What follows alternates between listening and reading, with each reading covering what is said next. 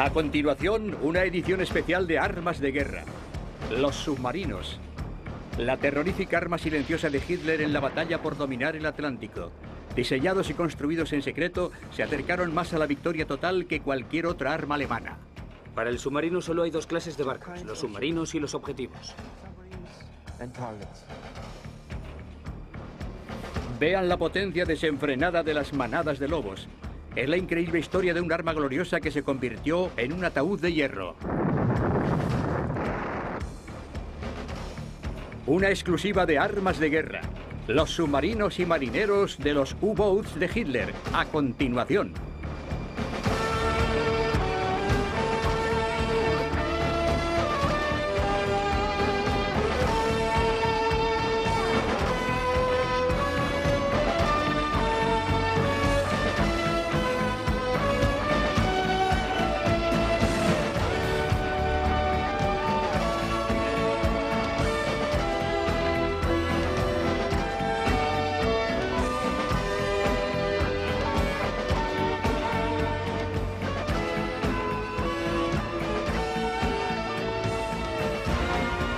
Armas de Guerra. La máquina de guerra de Hitler. Los U-Boats.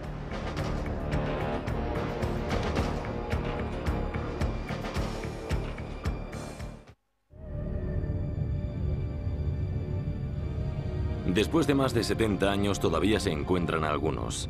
Los oxidados restos de la fuerza de submarinos más mortal de la historia.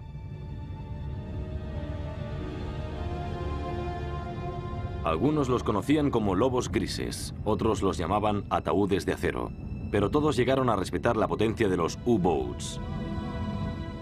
Hoy el fondo del mar alberga los restos de 2 guerras mundiales, 8.000 barcos de carga y los esqueletos de más de 80.000 combatientes.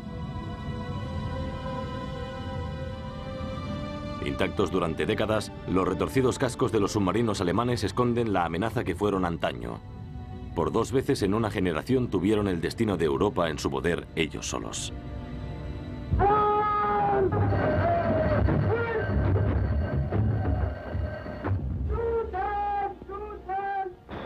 Nuestras tripulaciones eran muy jóvenes. Era una aventura para ellos. No pensaban en los problemas relacionados con ellos. En lo único que pensaban era en los objetivos.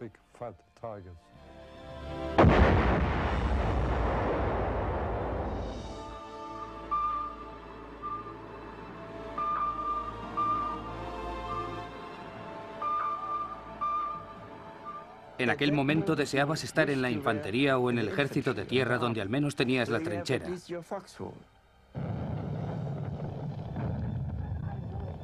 En el submarino todos son héroes o cobardes. No hay escapatoria. El submarino era un arma novata la primera vez que entró en guerra en 1914. La Marina alemana mantuvo sus barcos de superficie en la retaguardia inicialmente y ordenó a su flota de 20 barcos submarinos que detuviera el flujo de materias primas a la nación isleña de Inglaterra.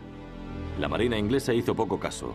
Tenía sus propios submarinos, pero pocos almirantes británicos pensaban que los barcos submarinos se atreverían a enfrentarse a los grandes cañones de su flota de superficie. Al principio de la Primera Guerra Mundial, los alemanes utilizaban sus submarinos como una especie de lobos solitarios. Para ellos necesitaban una buena inteligencia.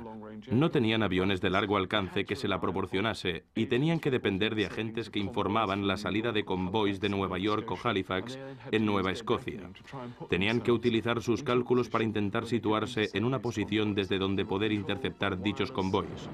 Estaban controlados por radio, lo que les tenía al corriente de la información que se había recibido. Era una operación en la que se fallaba mucho. El 22 de septiembre de 1914, el U-9 estaba navegando frente a la costa holandesa cuando se encontró con 3 cruceros británicos blindados de 12.000 toneladas.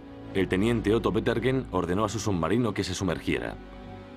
Sus hombres nunca habían disparado un torpedo en combate ni habían visto explotar un barco. En unos minutos prepararon los tubos de control de disparo y se dio la orden de disparar.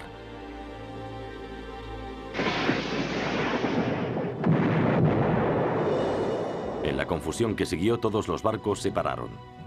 Las tripulaciones pensaron que habían topado con un campo de minas. Cuando empezaban a dar la vuelta, les lanzaron 4 torpedos más. En una hora, los 3 barcos y 1.460 de sus hombres se hundieron bajo la superficie. La mayoría nunca supo qué les había pasado. El ataque impresionó al almirantazgo británico. Nadie discutiría la llegada del submarino como arma de guerra viable. Los submarinos hacían el acercamiento invariablemente por la superficie, donde tenían una velocidad de quizá 15 nudos. Los barcos mercantes de aquella época iban a 7 u 8, quizá a 9 nudos si eran rápidos. Ello significaba que el submarino podía colocarse en una posición favorable. Si el barco de superficie no iba armado, el submarino se situaba a su lado, ordenaba a la tripulación que lo abandonase y lo hundía con el cañón de cubierta. Las balas eran relativamente baratas, los torpedos eran relativamente caros. Si el barco iba armado o había un barco escolta en la zona, el submarino se sumergía justo antes de entrar en el campo de visión del mercante. Disparaba torpedos y lo hundía sin dar ningún aviso a la tripulación. Los hundimientos reforzaban la moral y la audacia de las tripulaciones de los submarinos y se hicieron más temerarias. Usando el cañón de cubierta como arma principal, hundían 31 barcos por cada submarino que se perdía. Las pérdidas eran tan espantosas que tenían que hacer algo. En 1917, en Gran Bretaña, solo quedaban reservas de alimentos para 6 semanas. Los submarinos alemanes consiguieron un dominio total sobre Gran Bretaña que solo fue roto por la intervención americana en 1917. Estados Unidos y Gran Bretaña instituyeron un sistema de convoys oceánicos. Los barcos cargueros con destino a Inglaterra navegaban juntos e iban escoltados por destructores que los protegían. En total, las fuerzas antisubmarino hundieron 178 submarinos, la mitad de la flota de U-boats. Con los convoys llegó casi la protección total. Los submarinos no podían atacar a los convoys protegidos individualmente, de modo que entramos en aquella guerra pensando que habíamos resuelto el problema. Tras el fin de la guerra, el Tratado de Versalles ordenaba que todos los barcos que quedaban de la Marina alemana fueran entregados al Reino Unido. Uno a uno, los submarinos alemanes navegaron hasta el ancladero de la Marina británica de Scapa Flow. En una semana, la mayoría fueron desguazados. Las condiciones del tratado también prohibían a Alemania construir o fletar ningún submarino más. Pero la investigación alemana sobre submarinos continuó en secreto. Trabajando en unos astilleros en Holanda, los ingenieros alemanes construyeron varios submarinos para vendérselos a otros países. Cuando Adolf Hitler llegó al poder en 1933, se encontró con el cuerpo de ingenieros de submarinos preparado para una fabricación masiva. 2 años más tarde, Hitler anunció que se iba a quitar los grilletes de Versalles. En junio de 1935 firmó un nuevo acuerdo, el Acuerdo Naval Anglo-Alemán. Alemania aceptaba mantener su marina al 35% de la fuerza de la Marina Real Británica. Ahora se permitía que se construyeran submarinos hasta un 43% de la fuerza de submarinos británica. Con el tratado firmado, Hitler estaba satisfecho porque no tendría una guerra con Gran Bretaña y dirigió su atención a reconstruir la Luftwaffe y las divisiones Panzer. Los ingleses, por otro lado, veían poca utilidad en los submarinos. Además, estaban trabajando con el Aztec, un sistema subacuático de detección por sonar. En 1937 estaban tan seguros de su potencial que el Comité de Defensa Naval británico dijo: los submarinos no volverán a presentar una amenaza para la Marina británica. De todas las maniobras navales realizadas por Gran Bretaña entre las 2 guerras, ninguna estuvo dedicada a la defensa de convoys de mercancías. Mientras tanto, el programa alemán de submarinos empezó a florecer de nuevo. La mente que estaba detrás del desarrollo de la flota de submarinos alemanes era Karl Dönitz, quien dio pasos considerables para mejorar la seguridad. Por ejemplo, el dispositivo de huida para las tripulaciones.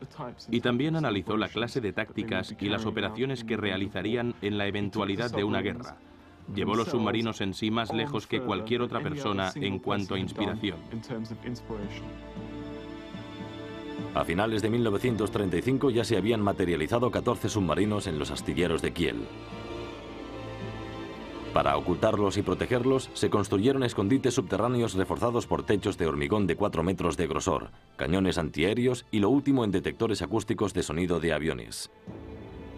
Para servir en los submarinos solo se aceptaban voluntarios. Sabíamos que teníamos que cumplir con nuestro deber por nuestro país. Quizá esa sea la mentalidad del pueblo alemán, especialmente de la juventud de aquella época. Yo pertenecía a las juventudes hitlerianas y se trataba más bien de ser héroes, y aquello fue lo que hizo que fuera voluntario a la Marina.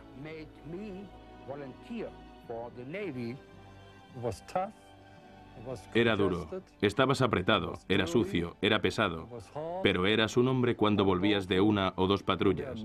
La Marina ya era parte de la crema, pero los submarinos eran la crema de la Marina. Teníamos que ser muy inteligentes, porque cuando íbamos a la escuela teníamos que contestar a las preguntas de cierta manera, y cuando te preguntaban algo tenías que contestar inmediatamente, sin perder un minuto en pensar en la razón por la que se nos preguntaba. Y creo que aquella era una manera de seleccionar a las personas que eran capaces, porque muchos compañeros, tras pasar el periodo de la escuela, eran enviados a otras partes de la Marina, pero no eran destinados a las tripulaciones de submarinos. En 1937, Dönitz organizó maniobras navales en el Mar del Norte para poner a prueba algunas de sus teorías. Sus hombres habían aprendido a atacar de noche por el factor sorpresa o en la superficie, donde el sonar no era efectivo. Dönitz también redujo la distancia de ataque normal de los submarinos de 2 kilómetros a solo 500 metros de su objetivo. Ahora no tenían que hacer una salva de disparos porque podían conseguir el mismo efecto con un torpedo bien colocado. El torpedo es un submarino por sí mismo. Es muy caro. Pero en nuestro caso siempre decíamos un torpedo, un barco, cosa que no siempre se podía conseguir. En un torpedo siempre se prefijaba la distancia, la velocidad y la profundidad para que alcanzase al objetivo en el costado. Los primeros torpedos detonaban por percusión y explotaban solo en contacto directo con un barco. Más tarde se incorporó una ignición magnética que detonaba el torpedo cuando entraba en el campo magnético de un barco en el mar. Entonces, la fijación de profundidad era menos crítica. Los torpedos explotaban debajo del casco del barco y tenían más probabilidades de hundirlo.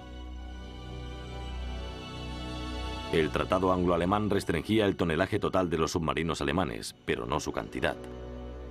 El almirante Dönitz sostenía que la fuerza estaba en el número, que 4 submarinos pequeños eran mucho más eficaces que uno 4 veces mayor. El objetivo de los alemanes era tener 100 submarinos en el mar al principio de la guerra, que ellos esperaban que fuera en 1942 en lugar que en 1939. Puesto que fue en 1939, solo tenían poco más de 30, pero aquellos 30 casi pusieron al Reino Unido de rodillas cuando se enfrentaba él solo a la Alemania nazi. La Marina diseñó muchos tipos de submarinos, pero la mayoría eran de 3 clases. Los pequeños, de 2 tipos, se usaban para entrenamiento y patrullas costeras en el Báltico y en el Mar del Norte. Pesaban unas 250 toneladas.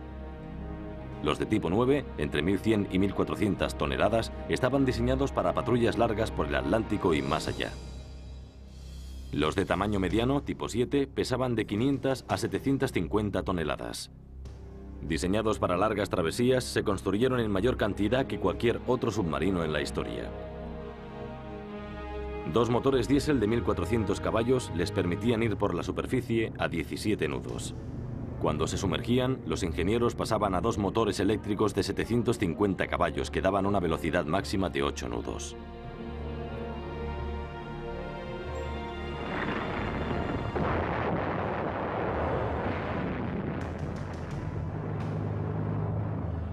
Dos días después del ataque relámpago a Polonia, Gran Bretaña declaró la guerra a Alemania. Alemania disponía de 46 submarinos, pero solo 22 estaban diseñados para distancias largas. No obstante, intentaron cortar las líneas de suministros británicas y volver al mismo campo de batalla en que habían luchado 20 años antes. El 14 de octubre de 1939, el cuerpo de submarinos vivió quizá su hora más gloriosa. Se encargó al teniente Gunther Prin la misión de atacar a la flota británica en Scapa Flow. Scapa Flow era el mayor puerto de la Marina británica y controlaba la ruta de salida de la Marina alemana desde el Mar del Norte. Aquella noche, el teniente Prin entró en el puerto británico con su U-47 y bordeó los oxidados restos de la flota alemana de la Primera Guerra Mundial. Allí encontró a su objetivo, el buque de guerra Royal Oak. Prin lanzó una salva de torpedos, pero no detonaron. Luego ordenó lanzar más que explotaron bajo el casco del barco. El veterano de 25 años de la batalla de Jutland zozobró y se hundió 13 minutos después junto con los 833 hombres de su tripulación. El submarino abandonó el puerto silenciosamente. Fue un gran impulso para los submarinos. Fue una de las primeras victorias propagandísticas de Alemania, porque podían decir que los submarinos podían penetrar fácilmente incluso en la base de la flota británica. Y los británicos se vieron obligados a trasladar la flota de Scapa Flow y reconstruir las defensas. Y dañó realmente su capacidad para desplegarse con rapidez en el Mar del Norte. Gran Bretaña dependía cada mes de 1000 cargueros que traían los alimentos y las materias primas para sobrevivir. Como jefe del almirantazgo, Churchill armó a los hombres de sus mercantes y reinstauró el sistema de convoys. En la primavera de 1940, cuando Alemania derrotó a Francia, se tomó la decisión de que los submarinos alemanes tuvieran sus bases en puertos franceses. La razón para hacerlo era ahorrar tiempo de tránsito desde los puertos alemanes, además de no tener que rodear la costa de Escocia e Inglaterra, donde eran más vulnerables a las fuerzas antisubmarinos británicas. Una de las cosas interesantes que tenían como apoyo era el bombardero de largo alcance Focke-Wulf Condor. Aquel avión transformado para reconocimiento marítimo, volando desde bases de Francia, era capaz de detectar los convoys y transmitir la información por radio a los submarinos. Supongo que el Cóndor era uno de los riesgos más serios para los convoys y una de las mayores ventajas de los submarinos. Los tripulantes de submarinos describen el verano de 1940 como la época feliz. En junio fueron hundidos 58 barcos, en julio 38, en agosto 56. Todo ello con la pérdida de un solo submarino. Los convoys normalmente estaban formados por 40 o 50 barcos y normalmente navegaban en 4 filas rodeados de destructores. El inconveniente de un convoy era que tenían que regular su velocidad con la del barco más lento.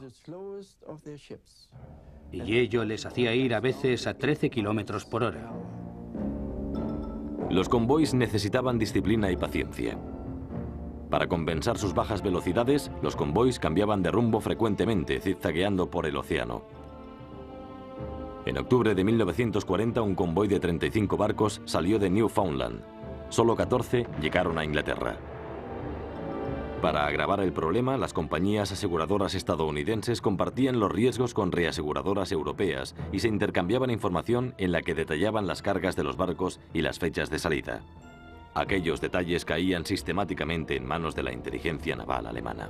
Durante los 3 primeros años de la guerra, los alemanes tenían acceso libre a nuestras instrucciones de navegación, la composición de los convoys. Y se me ponen los pelos de punta al pensar que con todo el secretismo que teníamos, los alemanes tenían aquella información casi a la vez que nosotros. Los capitanes de los submarinos siempre salían de sus puertos con órdenes selladas y bajo la cobertura de la oscuridad. Cuando los submarinos salían al mar, lo hacían para patrullar de 30 a 60 días. Todo el espacio del submarino estaba lleno de provisiones, algunas municiones, pero principalmente comida. Los submarinos tenían 2 pequeños baños. Cuando salían al mar, uno se llenaba de alimentos. Las cubiertas interiores del submarino estaban llenas de alimentos y luego se ponían placas sobre los bidones y los sacos y los hombres andaban sobre las placas las primeras semanas. Por supuesto, no había aire acondicionado. El submarino apestaba a gasóleo. Debido a la limitación de la cantidad de agua que podían destilar y transportar, los hombres se duchaban raramente. Solo podíamos lavarnos con un pequeño cubo, pero no de agua dulce. Teníamos que usar agua del mar. Y el agua de mar, como sabe, al cabo de un tiempo, cuando el agua es absorbida, solo queda sal, y la sal es pegajosa. La mitad de la tripulación se alojaba en la sección de proa, una zona de no más de 4 metros de ancho, y dormía al lado de los torpedos. En el submarino solo había literas para la mitad de los hombres. Cuando un hombre estaba de servicio, había otro en su litera, su compañero de litera. Y cuando él acababa el servicio, su compañero entraba en servicio y le dejaba la litera, calentita y con cierto olorcito. Cada tripulante tenía derecho a abandonar el submarino cuando se podía encontrar un sustituto. No se hacían preguntas. Estar encerrado en un tubo de acero con otros 30 o 40 hombres durante 30 o 60 días es un gran problema psicológico. Estaban sometidos a una prueba psicológica y la mayoría de oficiales y capitanes eran extraordinarios manteniendo el submarino bajo control. Y luego, cuando llegaba el momento en que eran atacados o tenían que atacar, conseguían que la tripulación trabajase unida y que lo hiciera, en algunos casos, magníficamente.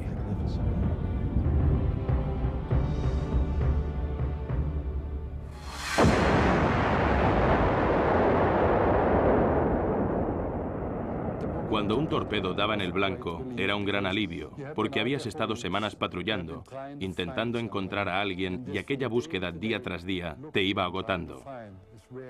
En una patrulla de submarino pasan muchos días en que solo estás buscando e intentando encontrar barcos, y el mar es muy grande, y tú eres muy pequeño, y tienes ganas de ver algo.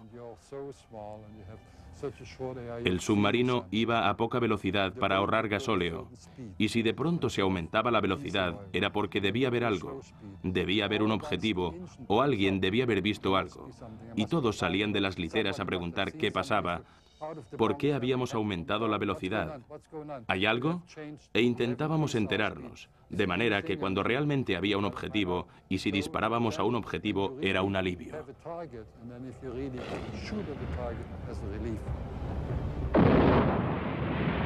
Tras el ataque de los japoneses a Pearl Harbor, el rumbo de la guerra era inalterable, y Hitler envió sus submarinos a aguas americanas.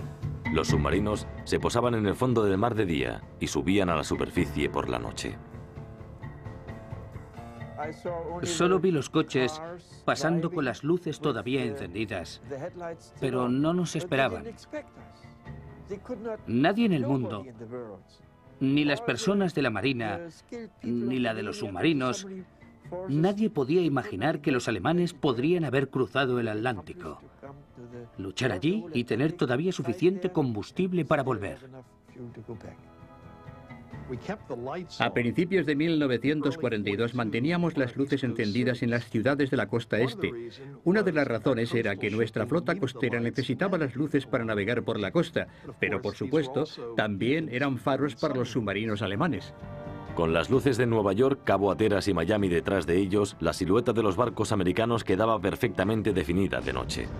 Los submarinos alemanes destruían nuestros convoys, especialmente los petroleros que salían de Venezuela e intentaban llegar a puerto en Nueva Orleans.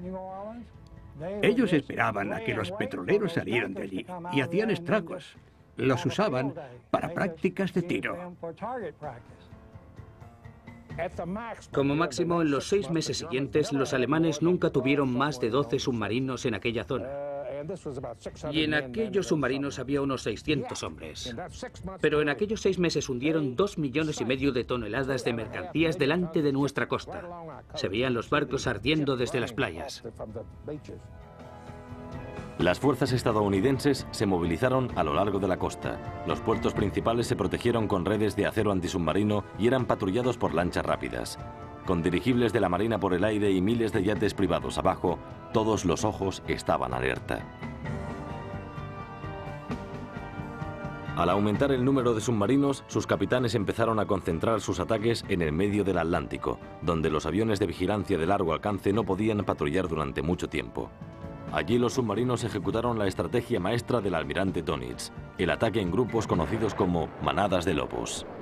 Cada submarino, cuando salíamos 10 o 12 y más tarde 50 submarinos, tenía que ir de arriba a abajo, a baja velocidad, con una hélice. Íbamos 12 horas al sur y la misma distancia 12 horas al norte. Cuando uno de los submarinos divisaba un convoy, no se le permitía atacar. Tenía que transmitir la información al cuartel general de París y entonces enviaban a los otros submarinos a aquella posición. Navegando a 17 nudos por la superficie, los submarinos podían adelantar a los convoys. Veíamos el humo de los convoys. Entonces nos acercábamos más y veíamos el mástil y la chimenea, pero nunca nos acercábamos tanto como para ver el puente, porque cuando veíamos el puente, ellos podían también vernos. Una vez reunidos, los submarinos esperaban a que anocheciera. 5, 6, 7 u 8 submarinos eran coordinados por un líder.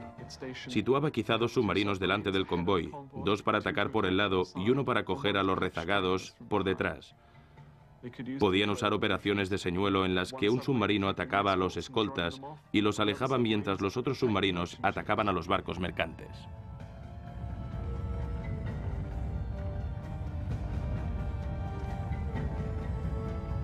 Probablemente los peores momentos eran cuando sabías que no iba a llegar ayuda, que tenías que arreglarte solo y tenías 4 o 5 barcos ardiendo a la vez. El radiofonista y el encargado de los motores están abajo en el submarino, no ven nada. Solo hay aproximadamente una docena de personas en un submarino que ven lo que está pasando. Pero una vez el comandante me dejó subir unos minutos. Nunca olvidaré aquella imagen, está grabada en mi cabeza. Y lo que vi fue un gran petrolero con una llama tan alta como largo era el barco. Y sentí una gran pena por los marineros de aquel petrolero.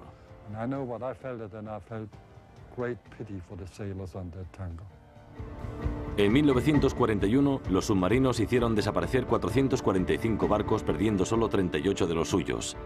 La navegación comercial estaba devastada. Los contables de la aseguradora Lloyds de Londres trabajaban horas extra para calcular sus pérdidas. En 1942 se introdujo un nuevo torpedo que daba a los submarinos una mayor protección y aún más potencia de fuego. Los torpedos Lute viajaban en línea recta a una distancia prefijada y luego zigzagueaban haciendo espirales y ochos. Dentro de un convoy tenía más probabilidades de alcanzar a un barco. En 1942 apareció otro tipo de submarino, el tipo 14, conocido como la vaca lechera. Aquel submarino cisterna de larga distancia transportaba 700 toneladas de gasóleo y otros suministros. Cuando los submarinos se encontraban con ellos en medio del Atlántico, reponían combustible, alimentos y municiones. Algunos aumentaban así su tiempo de navegación hasta 8 semanas.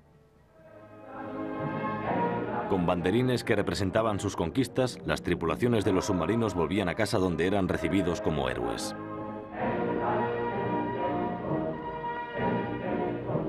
Siempre había música, había bandas, había chicas con flores y había alguien que te daba una cerveza u otra bebida. Y te saludaban. Y normalmente uno de los almirantes o incluso duenits te recibía y te condecoraba. Y luego podías darte una ducha, afeitarte y sentirte limpio otra vez. Oler mejor que antes. Era agradable estar en casa. Y cuando estabas en casa, volvías a sentirte seguro y volvías a sentirte vivo.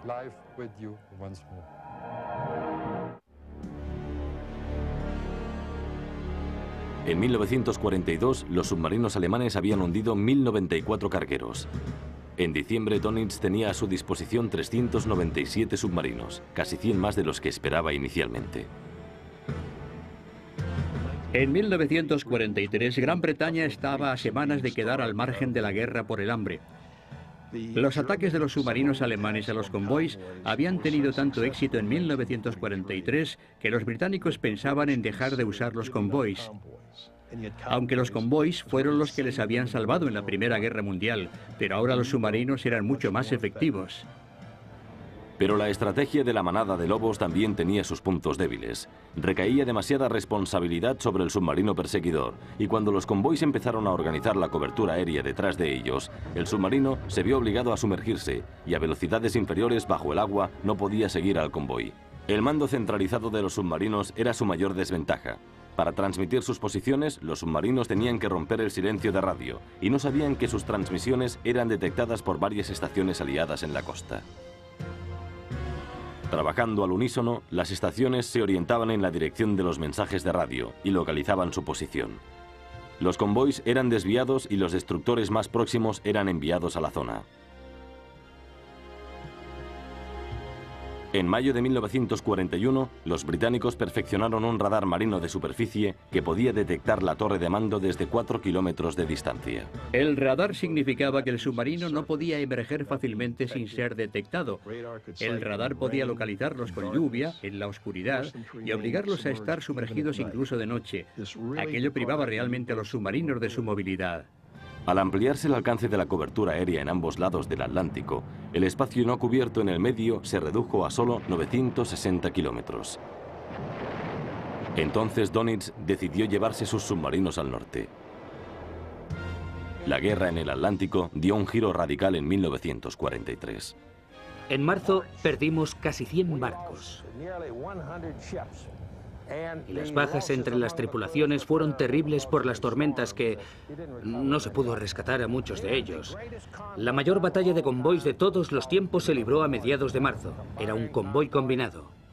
En un área de 160 por 160 kilómetros había 80 barcos mercantes, 20 buques de guerra, 44 submarinos e innumerables Liberators y Sutherlands. Todos estaban navegando en aquella pequeña porción del océano, con los cañones y los torpedos preparados. Fue una batalla feroz.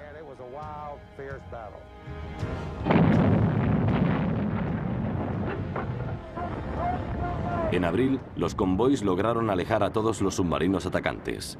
En mayo fueron hundidos 42 submarinos frente a los 15 del mes anterior. A partir de entonces, los submarinos quedaron a la defensiva. La principal arma antisubmarino de los barcos de superficie en la Segunda Guerra Mundial era la carga de profundidad. Era básicamente un explosivo TNT dentro de un contenedor con un sistema de presión Barrister que se activaba antes del lanzamiento. Si pensabas que el submarino estaba a 30 metros, lo fijabas para que explotase, por ejemplo, a 40 metros y la siguiente a 20 para intentar encerrar al submarino.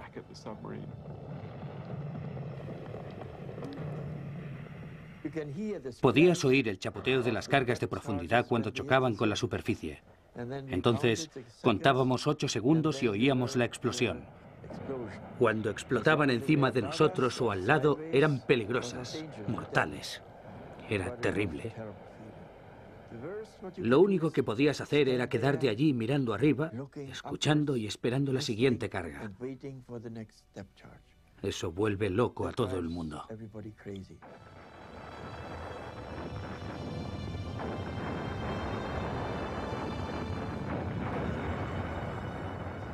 Las cargas de profundidad no son muy agradables.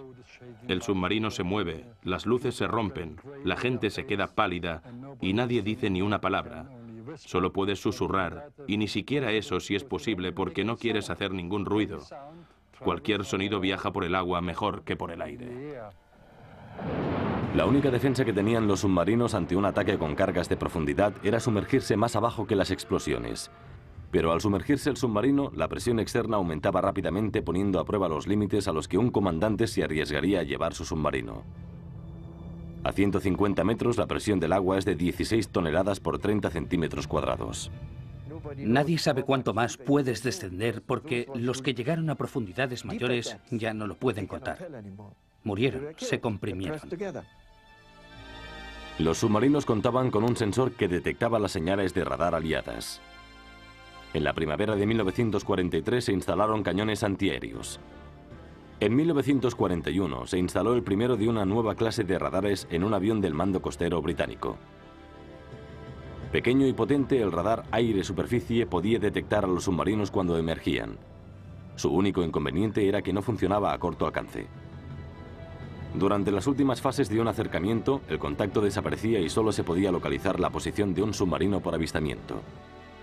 Por la noche, los submarinos con cañones antiaéreos todavía eran inmunes hasta cierto punto. Los británicos remediaron aquella situación con la luz Lee-Light. Con aquella luz, los británicos desarrollaron una nueva serie de tácticas. Usaban el radar para acercarse a un submarino. Luego desconectaban el radar y apagaban motores y planeaban hacia el submarino. De aquella manera, el radar del submarino no detectaba al avión y no oían el avión. Entonces, cuando el piloto estimaba que estaba a la distancia apropiada del submarino, encendía aquella luz estroboscópica gigante, destruía por completo la visión nocturna de los que estaban en el puente manejando las armas y en aquellos pocos segundos podían hacer blanco.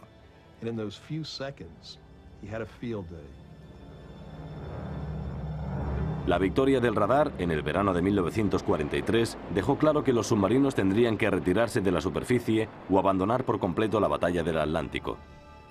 En un esfuerzo por superar aquello, los alemanes empezaron a equipar a sus submarinos con lo que se llamaba el snorkel o snort. Era literalmente un tubo para respirar inventado por los holandeses en los años 30. Los alemanes se apoderaron de él durante la guerra y así sus submarinos podían navegar bajo el agua con el tubo subido y usando los motores de gasóleo para cargar las baterías. Pero los snorkels presentaban más problemas de los que resolvían. Con mal tiempo, las válvulas se cerraban creando un vacío en el tubo de aire fresco para la tripulación. Cada vez que el snorkel se abría o se cerraba, o lo cubría una ola, entraba agua por la válvula de admisión. Los oídos te saltaban de la cabeza. Parecía que te iban a saltar los tímpanos. Y también tiene un efecto de succión en los ojos. En 1944, los aliados produjeron un radar capaz de detectar incluso la pequeña punta del snorkel.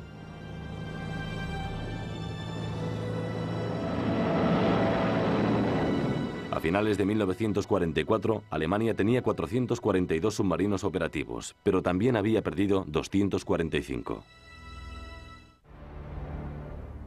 En junio de 1944, el USS Guadalcanal y su grupo de cazadores destructores de submarinos estaban patrullando por la costa de África cuando el destructor Chatelaine detectó un posible contacto sonoro. Dos Wildcats desde el aire confirmaron la presencia de un submarino abajo. En unos minutos, el Chatelaine empezó a lanzar cargas de profundidad a la zona del objetivo. El submarino U-505 recibió un impacto que bloqueó su hélice. El capitán del barco dio la orden de abortar. Don Carter era el radiofonista del USS Guadalcanal. En el inmenso Atlántico, si piensas en lo grande que es, y allí estábamos, uno frente a otro, justo en medio de la escolta de destructores. Lo habían rodeado cuando emergió. 3 destructores rodearon al U-505 cuando salió a la superficie. Fue atacado desde todos los ángulos, con fuego antiaéreo de pequeño calibre y con ametralladoras de calibre 50 desde los Wildcats. Cuando se daba la orden de abortar, el procedimiento normal era que los tripulantes salieran del submarino a unas balsas de goma. Entonces, se designaba a 3 hombres para que colocasen explosivos de efecto retardado que daban a la tripulación 15 minutos para que abandonaran el submarino y escapar. Uno de los 3 hombres que quedaban a bordo, Hans Gobler, abrió la válvula principal y empezó a entrar agua. Quería asegurarme de que el submarino se hundiera realmente. Quité la tapa del filtro de la válvula principal, también llamada válvula del fondo, y la tiré a un rincón.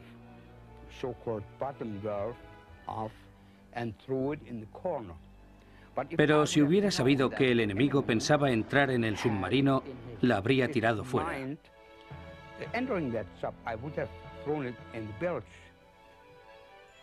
En cuanto el capitán Gallery del Guadalcanal se dio cuenta de lo que estaba pasando, ordenó que el submarino fuera capturado.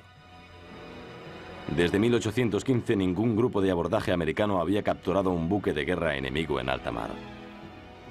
Estábamos seguros de que el submarino desaparecería de la superficie en un par de minutos.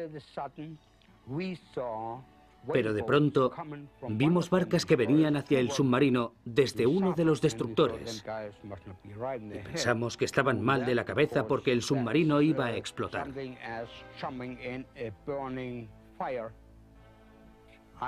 Yo no sabía que las cargas de demolición no habían sido activadas. Así que estaba esperando el momento en que el U-505 volase por los aires. Los primeros americanos que abordaron el U-505 eran del USS Pillsbury. El grupo de abordaje de Don Carter llegó poco después y empezó a atar una soga para remolcar el submarino. Lo único que pensaba cuando puse pie en las cubiertas de aquel submarino era en que teníamos hombres en la torre de mando y que alguien abriría una de las puertas y tendría una trampa explosiva y volaríamos a 15 kilómetros por los aires.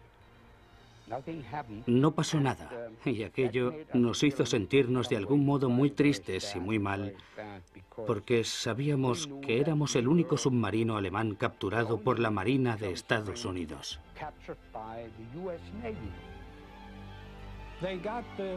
Cerraron la válvula para impedir que entrase el agua, y luego fueron al camarote del capitán. Cogieron el libro de códigos en el que estaban todos los secretos de los submarinos alemanes. Podían descodificar sus mensajes. Sabían en qué puertos estaban. Los libros de códigos fueron enviados a Washington y el capitán Gallery reunió a su tripulación. Nos dijo lo importante que era mantener aquello en secreto por la información que habíamos conseguido.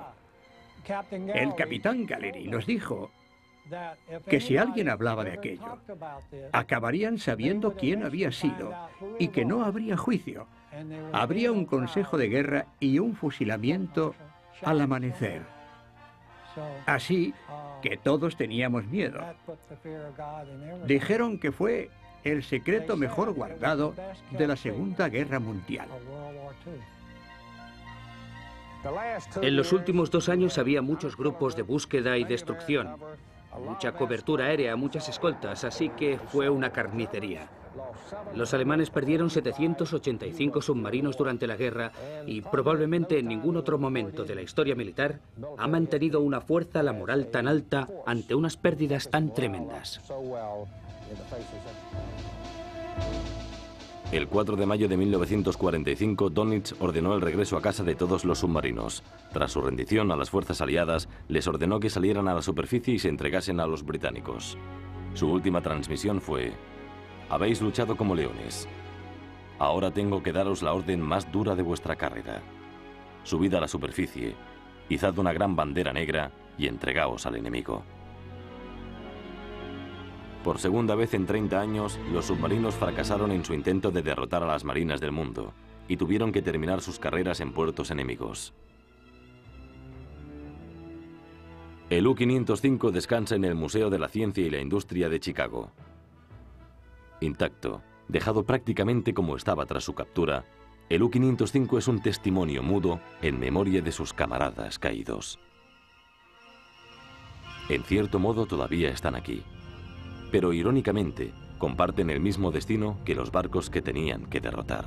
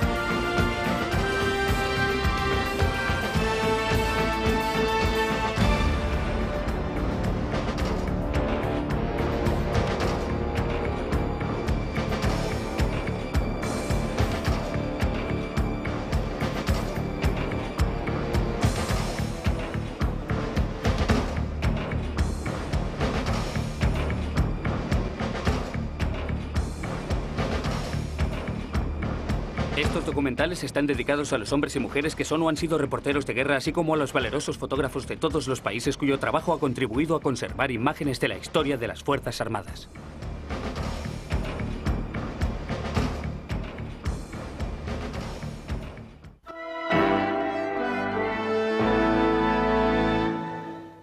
victorias propagandísticas de Alemania, porque podían decir que los submarinos podían penetrar fácilmente incluso en la base de la flota británica.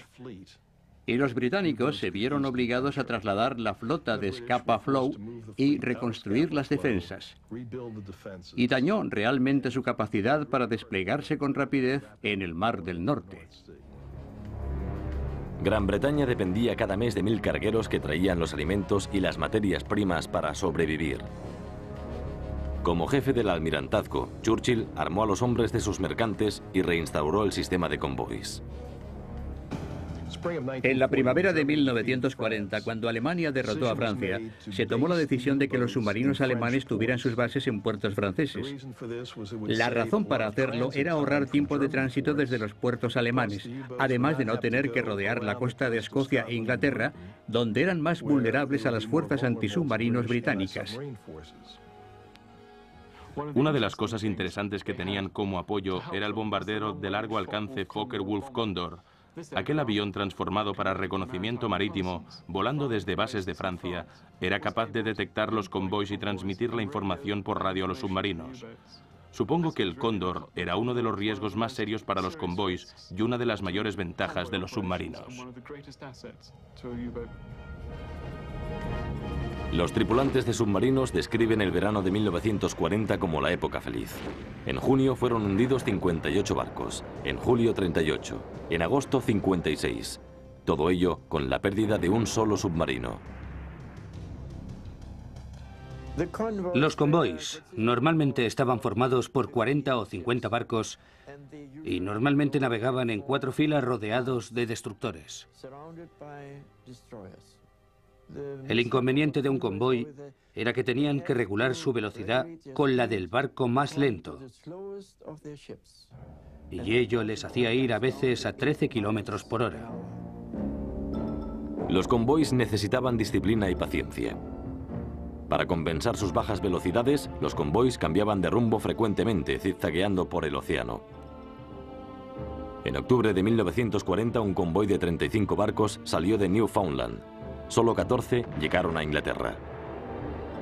Para agravar el problema, las compañías aseguradoras estadounidenses compartían los riesgos con reaseguradoras europeas y se intercambiaban información en la que detallaban las cargas de los barcos y las fechas de salida.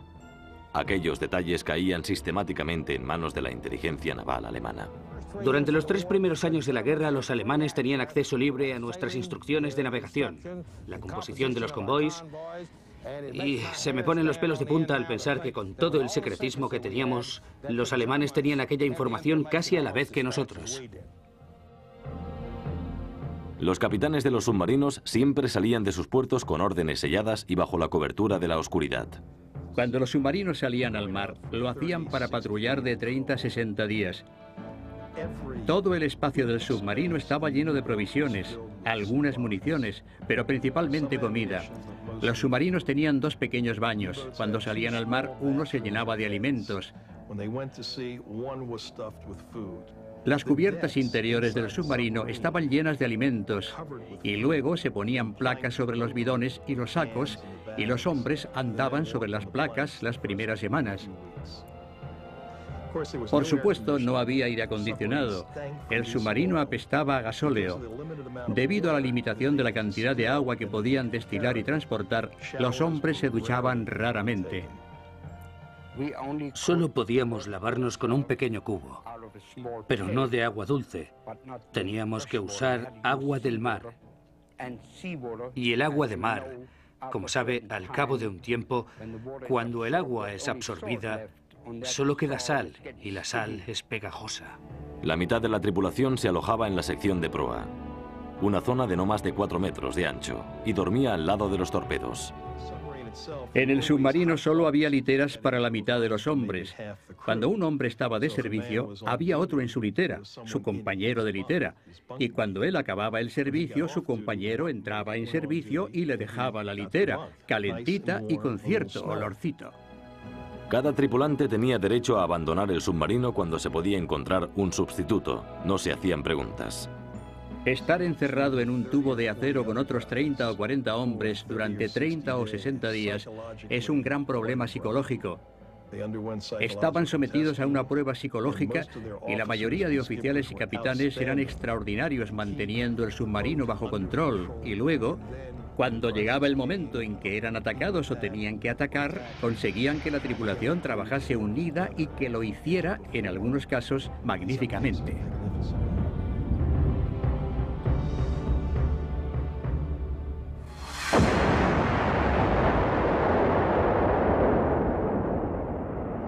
Cuando un torpedo daba en el blanco, era un gran alivio, porque habías estado semanas patrullando, intentando encontrar a alguien y aquella búsqueda día tras día te iba agotando. En una patrulla de submarino pasan muchos días en que solo estás buscando e intentando encontrar barcos, y el mar es muy grande, y tú eres muy pequeño, y tienes ganas de ver algo. El submarino iba a poca velocidad para ahorrar gasóleo, y si de pronto se aumentaba la velocidad era porque debía haber algo, debía haber un objetivo, o alguien debía haber visto algo. Y todos salían de las literas a preguntar qué pasaba, por qué habíamos aumentado la velocidad. ¿Hay algo? E intentábamos enterarnos, de manera que cuando realmente había un objetivo, y si disparábamos a un objetivo, era un alivio.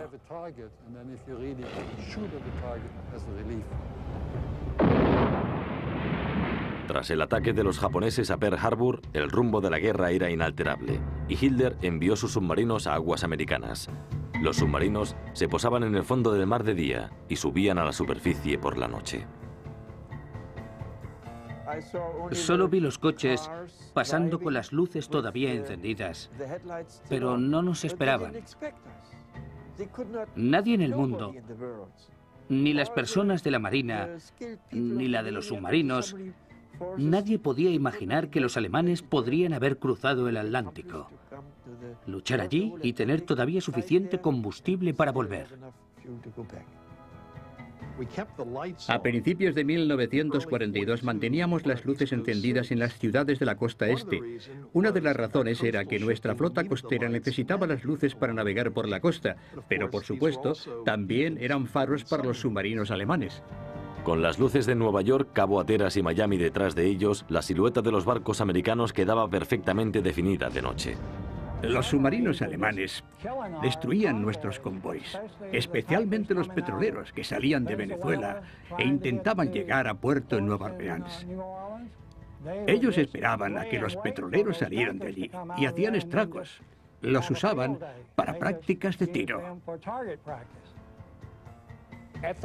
Como máximo, en los 6 meses siguientes, los alemanes nunca tuvieron más de 12 submarinos en aquella zona.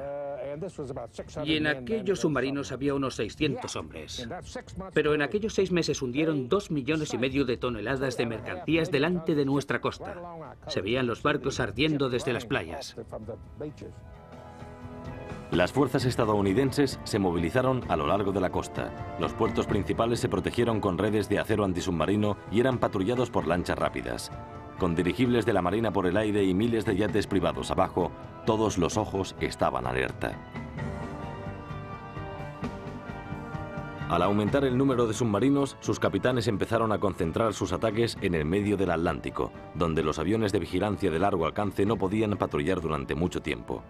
Allí los submarinos ejecutaron la estrategia maestra del almirante Dönitz, el ataque en grupos conocidos como manadas de lobos. Cada submarino, cuando salíamos 10 o 12 y más tarde 50 submarinos, tenía que ir de arriba a abajo, a baja velocidad, con una hélice. Íbamos 12 horas al sur y la misma distancia 12 horas al norte. Cuando uno de los submarinos divisaba un convoy, no se le permitía atacar.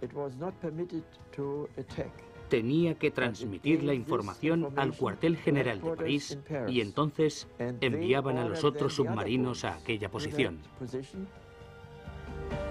Navegando a 17 nudos por la superficie, los submarinos podían adelantar a los convoys.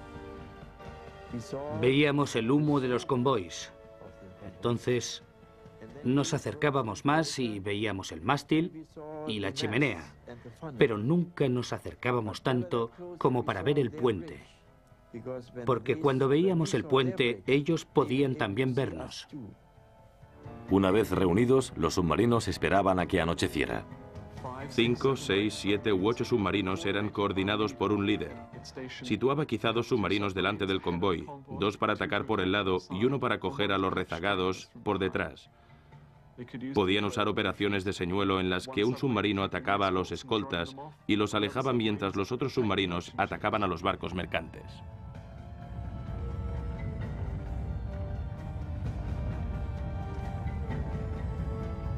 Probablemente los peores momentos eran cuando sabías que no iba a llegar ayuda, que tenías que arreglarte solo y tenías 4 o 5 barcos ardiendo a la vez. El radiofonista y el encargado de los motores están abajo en el submarino, no ven nada. Solo hay aproximadamente una docena de personas en un submarino que ven lo que está pasando. Pero una vez, el comandante me dejó subir unos minutos.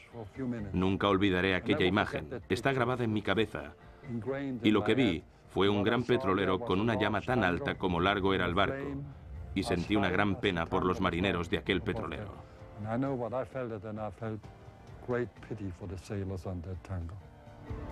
En 1941, los submarinos hicieron desaparecer 445 barcos, perdiendo solo 38 de los suyos. La navegación comercial estaba devastada. Los contables de la aseguradora Lloyds de Londres trabajaban horas extra para calcular sus pérdidas. En 1942 se introdujo un nuevo torpedo que daba a los submarinos una mayor protección y aún más potencia de fuego. Los torpedos Lute viajaban en línea recta a una distancia prefijada y luego zigzagueaban haciendo espirales y ochos. Dentro de un convoy tenía más probabilidades de alcanzar a un barco. En 1942 apareció otro tipo de submarino, el tipo 14, conocido como la vaca lechera. Aquel submarino cisterna de larga distancia transportaba 700 toneladas de gasóleo y otros suministros.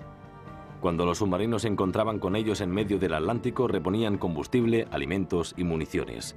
Algunos aumentaban así su tiempo de navegación hasta 8 semanas. Con banderines que representaban sus conquistas, las tripulaciones de los submarinos volvían a casa donde eran recibidos como héroes.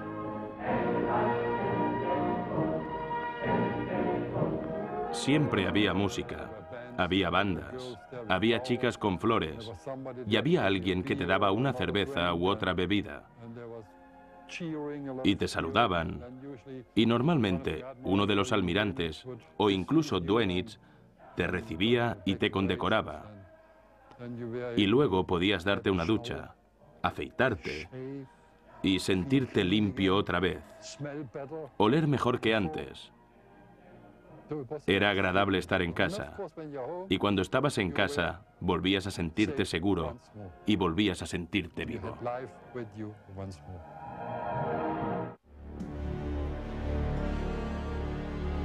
En 1942, los submarinos alemanes habían hundido 1094 cargueros.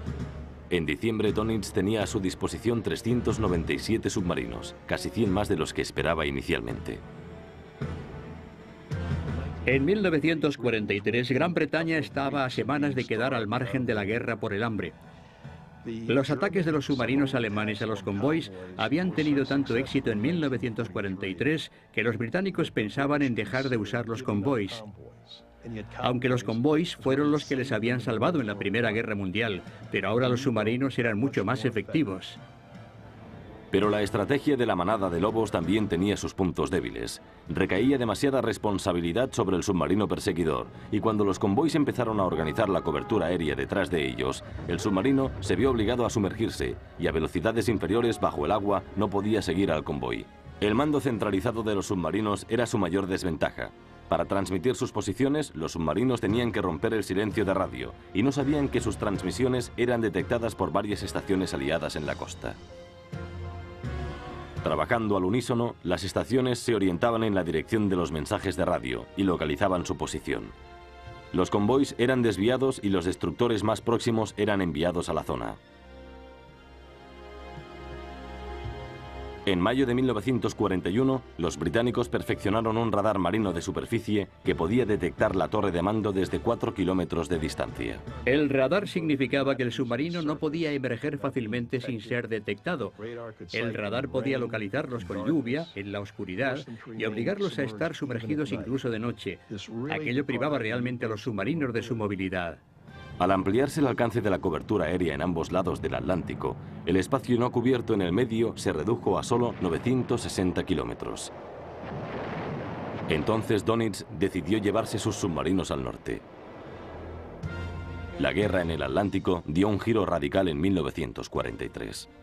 En marzo perdimos casi 100 barcos. Y las bajas entre las tripulaciones fueron terribles por las tormentas que no se pudo rescatar. Cuando Adolf Hitler llegó al poder en 1933, se encontró con el cuerpo de ingenieros de submarinos preparado para una fabricación masiva. 2 años más tarde, Hitler anunció que se iba a quitar los grilletes de Versalles. En junio de 1935 firmó un nuevo acuerdo, el Acuerdo Naval Anglo-Alemán. Alemania aceptaba mantener su marina al 35% de la fuerza de la Marina Real Británica. Ahora se permitía que se construyeran submarinos hasta un 43% de la fuerza de submarinos británica. Con el tratado firmado, Hitler estaba satisfecho porque no tendría una guerra con Gran Bretaña y dirigió su atención a reconstruir la Luftwaffe y las divisiones Panzer. Los ingleses, por otro lado, veían poca utilidad en los submarinos. Además, estaban trabajando con el Aztec, un sistema subacuático de detección por sonar. En 1937 estaban tan seguros de su potencial que el Comité de Defensa Naval británico dijo: los submarinos no volverán a presentar una amenaza para la Marina británica. De todas las maniobras navales realizadas por Gran Bretaña entre las dos guerras, ninguna estuvo dedicada a la defensa de convoys de mercancías. Mientras tanto, el programa alemán de submarinos empezó a florecer de nuevo. La mente que estaba detrás del desarrollo de la flota de submarinos alemanes era Karl Dönitz, quien dio pasos considerables para mejorar la seguridad. Por ejemplo, el dispositivo de huida para las tripulaciones. Y también analizó la clase de tácticas y las operaciones que realizarían en la eventualidad de una guerra. Llevó los submarinos en sí más lejos que cualquier otra persona en cuanto a inspiración. A finales de 1935 ya se habían materializado 14 submarinos en los astilleros de Kiel. Para ocultarlos y protegerlos, se construyeron escondites subterráneos reforzados por techos de hormigón de 4 metros de grosor, cañones antiaéreos y lo último en detectores acústicos de sonido de aviones. Para servir en los submarinos solo se aceptaban voluntarios. Sabíamos que teníamos que cumplir con nuestro deber por nuestro país. Quizá esa sea la mentalidad del pueblo alemán, especialmente de la juventud de aquella época. Yo pertenecía a las juventudes hitlerianas y se trataba más bien de ser héroes, y aquello fue lo que hizo que fuera voluntario a la Marina.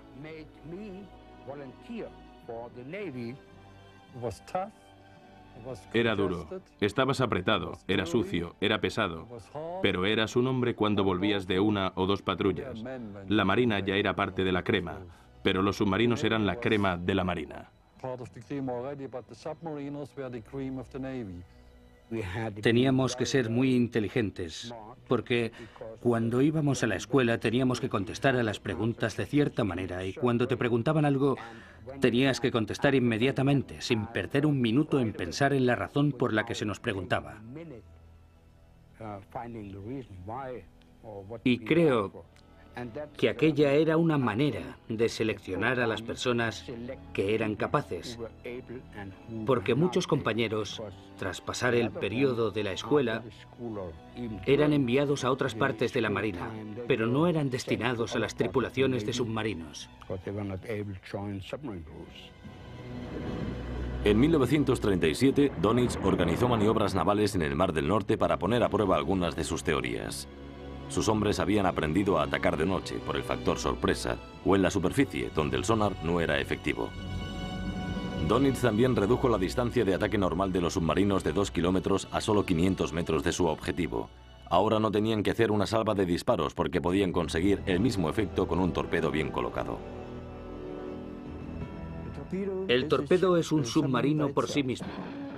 Es muy caro. Pero en nuestro caso siempre decíamos, un torpedo, un barco. Cosa que no siempre se podía conseguir. En un torpedo siempre se prefijaba la distancia, la velocidad y la profundidad para que alcanzase al objetivo en el costado. Los primeros torpedos detonaban por percusión y explotaban solo en contacto directo con un barco. Más tarde se incorporó una ignición magnética que detonaba el torpedo cuando entraba en el campo magnético de un barco en el mar. Entonces, la fijación de profundidad era menos crítica. Los torpedos explotaban debajo del casco del barco y tenían más probabilidades de hundirlo. El tratado anglo-alemán restringía el tonelaje total de los submarinos alemanes, pero no su cantidad. El almirante Dönitz sostenía que la fuerza estaba en el número, que 4 submarinos pequeños eran mucho más eficaces que uno 4 veces mayor. El objetivo de los alemanes era tener 100 submarinos en el mar al principio de la guerra, que ellos esperaban que fuera en 1942 en lugar que en 1939. Puesto que fue en 1939, solo tenían poco más de 30, pero aquellos 30 casi pusieron al Reino Unido de rodillas cuando se enfrentaba él solo a la Alemania nazi. La Marina diseñó muchos tipos de submarinos, pero la mayoría eran de 3 clases. Los pequeños, de 2 tipos, se usaban para entrenamiento y patrullas costeras en el Báltico y en el Mar del Norte. Pesaban unas 250 toneladas. Los de tipo 9, entre 1.100 y 1.400 toneladas, estaban diseñados para patrullas largas por el Atlántico y más allá. Los de tamaño mediano, tipo 7, pesaban de 500 a 750 toneladas. Diseñados para largas travesías, se construyeron en mayor cantidad que cualquier otro submarino en la historia. 2 motores diésel de 1.400 caballos les permitían ir por la superficie a 17 nudos. Cuando se sumergían, los ingenieros pasaban a 2 motores eléctricos de 750 caballos que daban una velocidad máxima de 8 nudos.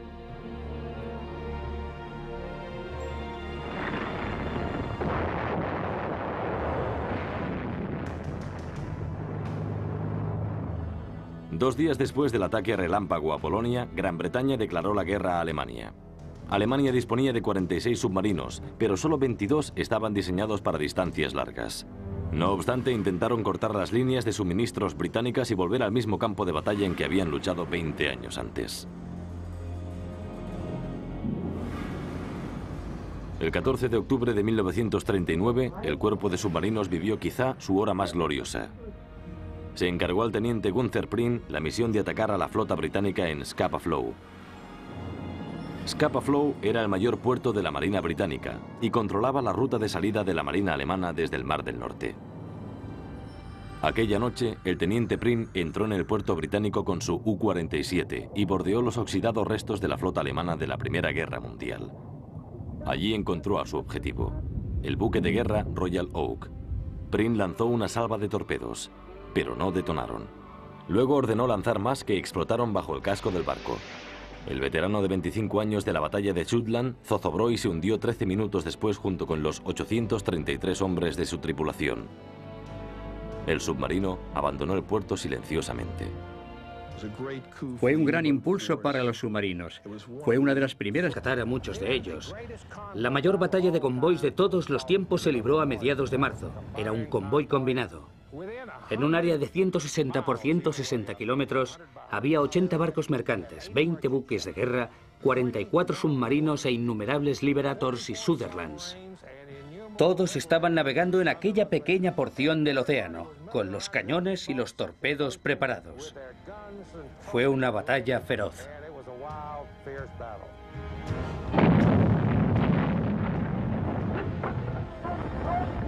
En abril, los convoys lograron alejar a todos los submarinos atacantes. En mayo fueron hundidos 42 submarinos frente a los 15 del mes anterior. A partir de entonces, los submarinos quedaron a la defensiva. La principal arma antisubmarino de los barcos de superficie en la Segunda Guerra Mundial era la carga de profundidad. Era básicamente un explosivo TNT dentro de un contenedor con un sistema de presión Barrister que se activaba antes del lanzamiento. Si pensabas que el submarino estaba a 30 metros, lo fijabas para que explotase, por ejemplo, a 40 metros y la siguiente a 20 para intentar encerrar al submarino.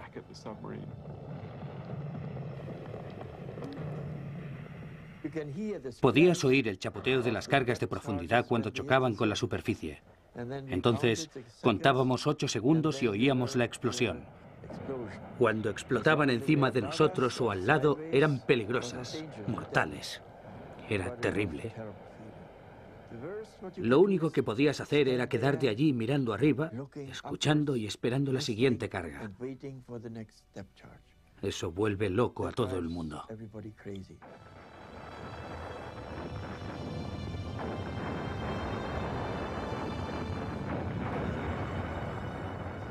Las cargas de profundidad no son muy agradables. El submarino se mueve, las luces se rompen, la gente se queda pálida y nadie dice ni una palabra. Solo puedes susurrar, y ni siquiera eso si es posible porque no quieres hacer ningún ruido. Cualquier sonido viaja por el agua mejor que por el aire. La única defensa que tenían los submarinos ante un ataque con cargas de profundidad era sumergirse más abajo que las explosiones. Pero al sumergirse el submarino, la presión externa aumentaba rápidamente, poniendo a prueba los límites a los que un comandante se arriesgaría a llevar su submarino. A 150 metros, la presión del agua es de 16 toneladas por 30 centímetros cuadrados. Nadie sabe cuánto más puedes descender porque los que llegaron a profundidades mayores ya no lo pueden contar. Murieron, se comprimieron. Los submarinos contaban con un sensor que detectaba las señales de radar aliadas. En la primavera de 1943 se instalaron cañones antiaéreos. En 1941 se instaló el primero de una nueva clase de radares en un avión del mando costero británico.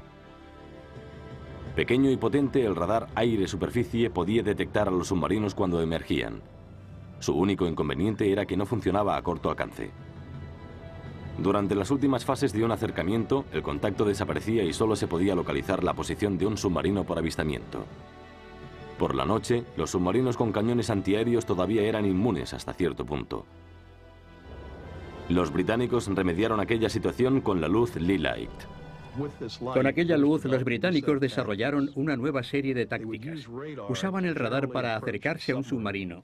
Luego desconectaban el radar y apagaban motores y planeaban hacia el submarino.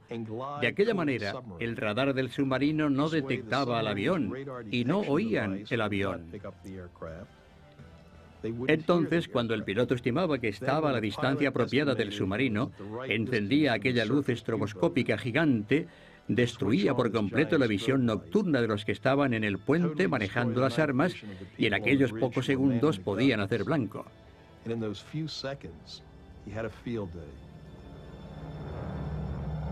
La victoria del radar en el verano de 1943 dejó claro que los submarinos tendrían que retirarse de la superficie o abandonar por completo la batalla del Atlántico. En un esfuerzo por superar aquello, los alemanes empezaron a equipar a sus submarinos con lo que se llamaba el snorkel o snort. Era literalmente un tubo para respirar inventado por los holandeses en los años 30. Los alemanes se apoderaron de él durante la guerra y así sus submarinos podían navegar bajo el agua con el tubo subido y usando los motores de gasóleo para cargar las baterías.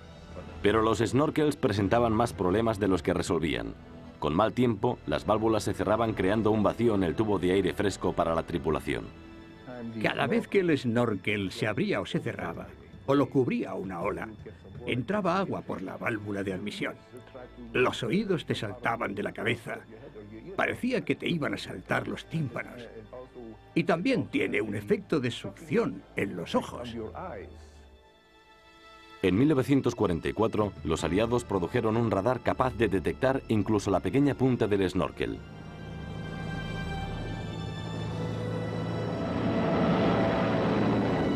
A finales de 1944, Alemania tenía 442 submarinos operativos, pero también había perdido 245.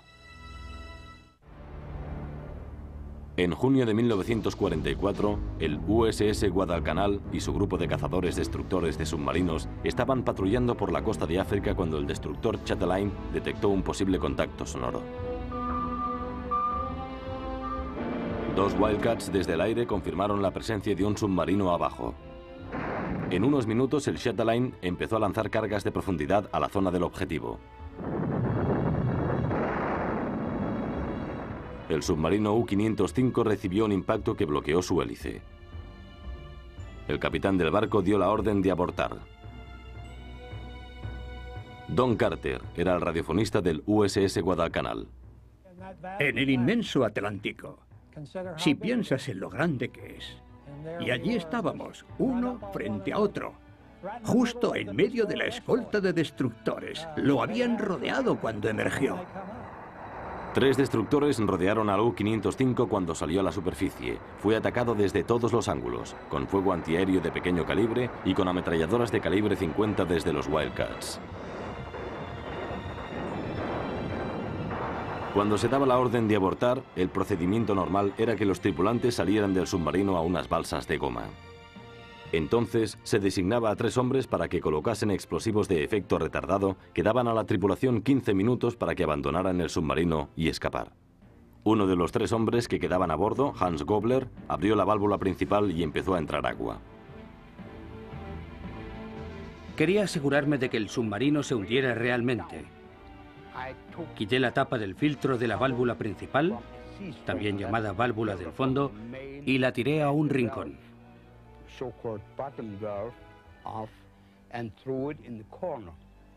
Pero si hubiera sabido que el enemigo pensaba entrar en el submarino...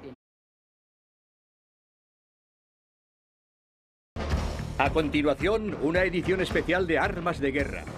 Los submarinos. La terrorífica arma silenciosa de Hitler en la batalla por dominar el Atlántico. Diseñados y construidos en secreto, se acercaron más a la victoria total que cualquier otra arma alemana. Para el submarino solo hay 2 clases de barcos, los submarinos y los objetivos. Vean la potencia desenfrenada de las manadas de lobos. Es la increíble historia de un arma gloriosa que se convirtió en un ataúd de hierro. Una exclusiva de Armas de Guerra. Los submarinos y marineros de los U-Boats de Hitler. A continuación.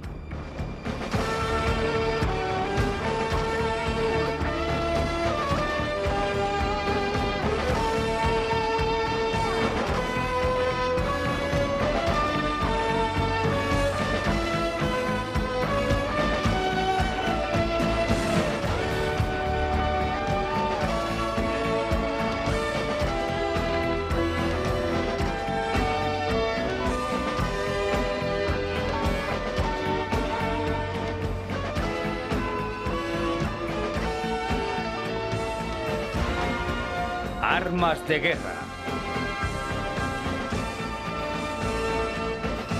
La máquina de guerra de Hitler. Los U-Boats.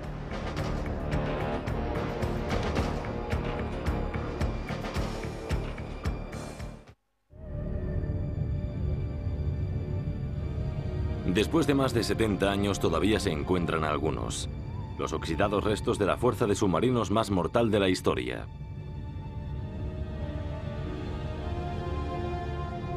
Algunos los conocían como lobos grises, otros los llamaban ataúdes de acero, pero todos llegaron a respetar la potencia de los U-Boats. Hoy el fondo del mar alberga los restos de 2 guerras mundiales, 8.000 barcos de carga y los esqueletos de más de 80.000 combatientes. Intactos durante décadas, los retorcidos cascos de los submarinos alemanes esconden la amenaza que fueron antaño. Por 2 veces en una generación tuvieron el destino de Europa en su poder ellos solos.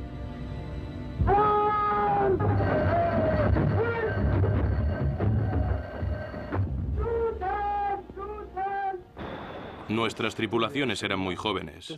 Era una aventura para ellos. No pensaban en los problemas relacionados con ellos. En lo único que pensaban era en los objetivos.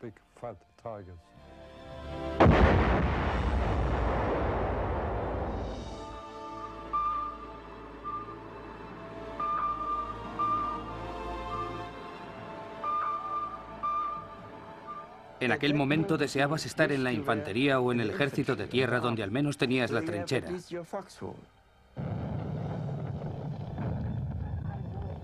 En el submarino todos son héroes o cobardes. No hay escapatoria. El submarino era una arma novata la primera vez que entró en guerra en 1914.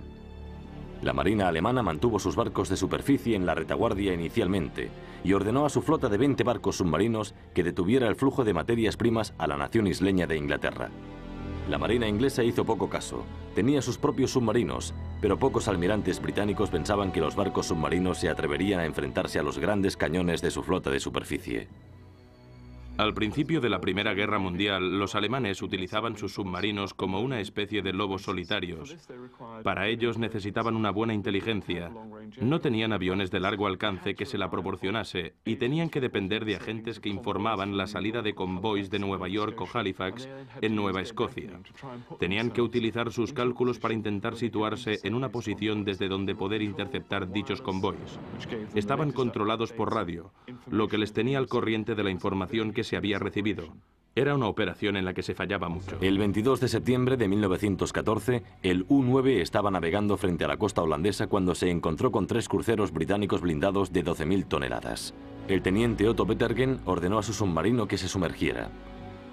Sus hombres nunca habían disparado un torpedo en combate ni habían visto explotar un barco. En unos minutos prepararon los tubos de control de disparo y se dio la orden de disparar.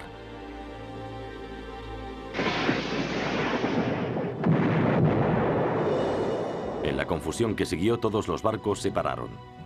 Las tripulaciones pensaron que habían topado con un campo de minas. Cuando empezaban a dar la vuelta, les lanzaron 4 torpedos más. En una hora, los 3 barcos y 1.460 de sus hombres se hundieron bajo la superficie. La mayoría nunca supo qué les había pasado. El ataque impresionó al almirantazgo británico. Nadie discutiría la llegada del submarino como arma de guerra viable. Los submarinos hacían el acercamiento invariablemente por la superficie, donde tenían una velocidad de quizá 15 nudos. Los barcos mercantes de aquella época iban a 7 u 8, quizá a 9 nudos si eran rápidos.